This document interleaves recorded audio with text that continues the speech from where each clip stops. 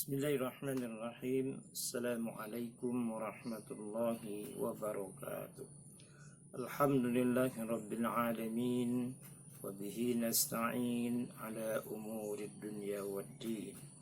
Wassalatu wassalamu ala ashrafil anbiya'i wal mursalin wa ala alihi wa ashabihi ajma'in. Asyhadu an la ilaha illallah wa asyhadu anna Muhammadar Rasulullah la nabiyya ba'dah. فقال الله تعالى في القرآن الكريم أعوذ بالله من الشيطان الرجيم بسم الله الرحمن الرحيم والذين صبروا ابتغاء وجه ربهم وأقاموا الصلاة وأنفقوا مما رزقناهم سرا وعلانية ويدرؤون بالحسنة السيئة أولئك لهم عقبى الدار. Sadaqallahul azim. Kaum muslimin dan muslimat yang dirahmati Allah, puji dan syukur kembali kita ucapkan kehadirat Allah Rabbul Alamin yang tetap memberikan nikmat iman, kesempatan dan kesehatan sehingga tanpa terasa kita sudah melaksanakan puasa Ramadan pada hari yang ke-15. Salawat dan salam buat Nabi Muhammad sallallahu alaihi wasallam. Allahumma shalli ala Muhammad wa ala ali Muhammad. Baiklah, pada sore hari ini kita sambung pengajian kita tentang ulul albab sebagaimana yang telah kami ungkapkan kemarin bahwa ulul albab adalah predikat tertinggi yang diberikan Allah yang nantinya mereka itu orang yang mengikuti perintah Allah dan Rasulnya dan dijamin untuk masuk ke dalam surga. Yang pertama adalah orang yang menepati janjinya dengan Allah. Yang kedua, orang yang menghubungkan silaturahmi. Yang ketiga, orang yang takut kalau di akhirat azabnya sangat jelek nantinya. Sebab di akhirat kita akan menemui yaumul hisab, hari perhitungan amalan kita. Siapa yang baik timbangan kebaikannya lebih berat diterima dengan tangan kanan, maka mereka akan mendapatkan keridhaan Allah Subhanahu wa taala dan akan ditempatkan di dalam surganya. Namun orang yang berat timbangan kejahatannya diberikan kitabnya dengan cara tidak hormat, beralamat mereka akan berada di dalam neraka. Inilah tempat kembali seburuk-buruknya di akhirat kelak. Yang keempat, ulul albab yang akan mendapatkan surga itu ditandai oleh sifat wallazina sabaru ibtigha'a wajhi rabbihim wa aqamus shalah wa anfaqu mimma razaqnahum sirran wa alaniyah. Orang-orang yang sabar mencari keridhaan Tuhannya, keridhaan Allah Subhanahu wa taala, mendirikan sholat dan menginfakkan hartanya baik secara terang-terangan maupun secara sembunyi-sembunyi. Sabar mencari ridho Allah Subhanahu wa taala.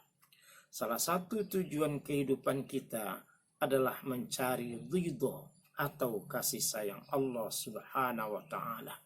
Ridho makam tertinggi untuk mendekatkan diri kita kepada Allah. Caranya di ayat tadi, dirikan sholat. Sholat salah satu bentuk kepatuhan kita untuk menggapai ridho Allah Subhanahu wa ta'ala. Maka sholat adalah jaminan untuk ke surga, sebagaimana yang Allah ungkapkan dalam surah Al-Mu'minun, ulaika, mereka itulah yarisudal firdaus, akan mewarisi surga Firdaus, hum fiha khalidun, mereka masuk ke dalamnya. Salat yang bagaimana? Salat yang khashi'un, salat yang daimun, salat yang khusyuk, salat yang terus menerus secara kontinu. Bahkan seandainya kita melalaikan salat, Allah pun mencap kita orang yang tidak peduli dengan agamanya. Fawailul lil musallin, neraka wail orang-orang yang solatnya begitu lalai, mereka itu tidak mempedulikan fakir dan yatim. Lalu untuk menggapai kekhusyukan dalam solat, ada 3 anggota tubuh yang senantiasa kita jaga dalam melaksanakan sholat. Pertama hati, yang kedua kedua mata, yang ketiga kedua telinga. Bagaimana kita menjaga hati agar hati tetap berzikrullah? Ala bizikrillahi tatma'inul qulub. Hanya mengingat Allah jiwa yang akan tenang. Bukankah wa aqimis sholata li zikri, dirikan sholat untuk mengingatkan Allah Subhanahu wa ta'ala. Kadang kita dalam sholat ada satu hal yang teringat dalam hati kita. Boleh mengingat, tapi jangan memperturutkan nafsu untuk mengingat. Kadang ketika dalam sholat teringat akan anaknya yang ada di rantau, lalu memikirkan nasib anaknya. Terbayang anaknya akan pulang ketika lebaran Idul Fitri. Terbayang sudah berkumpul dengan menantu dan cucunya. Dia sedang sholat, imam salam dia pun salam. Sehingga dalam sholat hatinya sudah raun ke Jakarta pulang pergi. Dia masih sholat. Inilah yang tidak boleh, yang akan mengganggu kekhusyukan, nilai kekhusyukan kita dalam sholat. Bisa jadi kita dalam sholat melihat sesuatu selain tempat sujud kita. Ketika kita duduk antara dua sujud, meletakkan tangan pada paha kita. Bisa jadi teman kiri dan kanan bagi laki-laki punya cincin. Bisa kita lihat boleh, tapi jangan diikuti perlihatan. Terkadang kita berpikir apa jenis batu cincinnya, apa ike cincinnya, sampai dalam sholat tahu berapa harga cincin orang yang ada di samping kita. Ini yang merusak nilai ibadah sholat kita. Atau seorang perempuan ketika memperhatikan kain mukanah teman di depannya, memperhatikan ragi kain yang cantik dan yang indah, terbayang di mana dibelinya, terbayang berapa harganya. Dalam sholat dia sudah mentaksir harga kain sholat, kain mukenah orang lain. Inilah mata. Kalau mata kita perturutkan, hancur kekhusyukan kita dalam sholat. Atau telinga kita. Biasanya dalam satu jamaah kita mendengar mungkin punya motor, punya kendaraan datang ke masjid, hafal bunyi kendaraan orang lain. Mungkin kendaraan A ini bunyi kendaraan si A, si B, dan lain sebagainya. Lalu dari telinganya itu dia perturutkan. Kenapa dia terlambat datang? Atau anak yang menangis di belakang, itu anak si B. Kenapa dia masih tidak mempedulikan anaknya? Sampai dia menilai kendaraan orang lain, menilai anak orang lain masih dalam sholat. Inilah yang menghancurkan nilai ibadah kita. Hilang kekhusyukan kota kita. Dalam sholat kita pergi kemana-mana. Dalam sholat kita melihat apapun yang ada di sekitar kita dan menghancurkan nilai ibadah sholat. Makanya kehati-hatian sholat itu dicontohkan oleh Umar bin Khattab, ibaratkan berjalan di tengah pematang sawah yang licin. Bagaimana kita berkonsentrasi, tidak melihat kiri, tidak melihat kanan. Itulah yang akan melahirkan sholat yang khusyuk, yang akan menggapai keridhaan hati kita, yang dengan ridho itu Allah pun akan meridhoi apa yang kita perbuat. Inilah yang dimaksud dari ayat tadi, engkau carilah ridho Allah.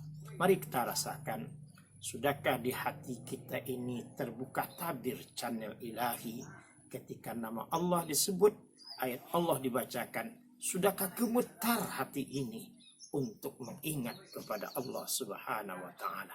Ini yang keempat. Yang kelima, wa yadra'una bil hasanatis sayyi'ah. Menukar keburukan orang terhadap kita dibalas dengan kebaikan. Kalau buruk berbalas buruk itu setimpal orang biasa.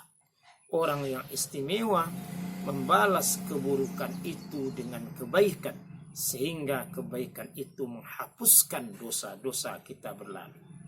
Sebagai suri tauladan umat, Rasulullah mencontohkan bagaimana ketika dia dilempar dengan ludah, dengan batu oleh orang suruhan Abu Jahal ketika akan berjalan ke masjid. Nabi hanya tersenyum seraya berdoa, Allahumma hdi qaumi fa innahum la ya'lamun. Berhari-hari berjalan sampai suatu hari Nabi tidak lagi kena ludah. Di situ Nabi bertanya, kemana sang peludahku? Ketika selesai ibadah dan ditanya, ternyata orang yang meludahinya jatuh sakit. Nabi datang ke rumahnya. Ketika dia terbaring, Nabi mengetuk pintu, Assalamualaikum. Lalu yang di atas rumah tidak menjawab, siapa itu? Saya siapa? Muhammad. Muhammad siapa? Rasulullah. Mendengar kata Rasulullah, dia pun terbaring dan terduduk dan dia menangis. Duhai Rasulullah, orang yang menggajiku dan memberikan uang padaku untuk meludahimu belum menyilau aku. Engkau orang yang pertama menyilauku. Jika begini indahnya agama Islam, maka syahadatkanlah aku hari ini dia masuk ke dalam agama Islam. Bukan sekedar itu.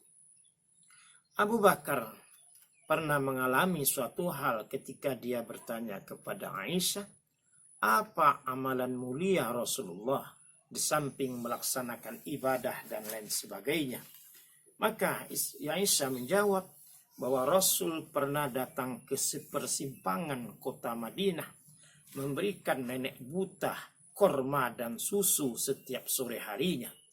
Lalu setelah korma dan susu diberikan, si nenek tua itu berkata, mereka mengucapkan kata yang sangat mencela, azamta ya Muhammad, celakalah engkau hai Muhammad. Nabi tetap menyuapinya dengan korma dan menyuapkan bibirnya dengan susu. Begitulah budi pekerti. Maka ketika Rasulullah telah wafat, Abu Bakar mencoba mendatangi nenek tua itu. Ketika dia meletakkan korma di tangannya, tidak punya reaksi apa-apa. Tetapi ketika dia pegang tangannya dan dengan menyuapkan susu, nenek tuanya melemparkan susu dalam gelas yang dihadapkan oleh Abu Bakar. Apa kata nenek tua? Ini bukan tangan orang yang biasa. Tangan orang yang biasa sangat halus. Barulah Abu Bakar mengatakan, saya Abu Bakar yang menggantikan tugas Rasulullah. Sang nenek tua itu teringat dan tersentak. Jadi orang yang memberi saya korma dan minuman itu ada Rasulullah? Betul. Padahal setiap hari sang nenek itu mengatakan, azamta ya Muhammad, celaka engkau wahai Muhammad. Lalu nenek itu berkata, bahwa saya hari ini ke dekat Muhammad, saya akan mohon maaf kepada Muhammad, saya akan bertaubat dan masuk Islam dengan agama Muhammad. Tapi Abu Bakar mengatakan, engkau telah terlambat karena Muhammad telah tiada. Akhirnya dia menangis dan masuk Islam dalam kondisi buta itu. Begitulah santunnya Rasulullah, membalas kejelekan dengan kebaikan. Kalau kita hari ini, kadang ketika orang berbuat buruk kepada kita, masih ingin kita berbuat buruk. Ada sebuah istilah yang tidak pas kita laksanakan. Jangankan kalah, podo saja ndak namuh. Begitulah hasrat dendam sebenarnya. Buanglah rasa dendam di hati. Bersihkan hati kita dengan kesabaran, sehingga kita bisa memaafkan kesalahan orang lain. Mari kita introspeksi. Banyak orang kita sudah bersalah kepada orang lain, mohonkan ampun kepada Allah. Jika ada orang bersalah kepada kita, buka pintu maaf pertama kali, tukar dengan kebaikan. Lalu ulaika uqbad dar, mereka itulah yang mendapat akibat perbuatannya yang mulia. Lalu apa yang Allah berikan? Jannatin tajrimin, mereka mendapatkan surga yang di bawahnya mengalir air dan sungai-sungai. Wa man salaha min abahim wa zurriyatihim, juga akan didapatkan orang tua, nenek dan cucunya dengan syarat salaha, sama berbuat kebaikan. Bahkan wal malaikatu yadkhuluna min kulli bab, malaikat mempersilahkan masuk ke surga dalam pintu mana saja. Lalu malaikat penjaga surga berkata, salamun bima sabartum, selamatlah bagimu karena engkau sangat sabar dalam hidup di dunia. Inilah balasan yang istimewa. Inilah yang dikatakan ulul albab. Jadi di samping dia ingat kepada Allah dalam berdiri, dalam duduk, dalam berbaring, mengakui ciptaan Allah yang mulia, dia mendapatkan kepatuhan dan balasannya surga yang dia idam-idamkan. Inilah yang dikatakan ulul albab, manusia istimewa di sisi Allah. Mudah-mudahan kita tergolong ulul albab, mendapat ampunan di dunia, mendapatkan surga Allah di akhirat kelak. Terima kasih atas perhatian. Mohon maaf atas kekurangan. Billahi taufiq wal hidayah. Assalamualaikum warahmatullahi wabarakatuh.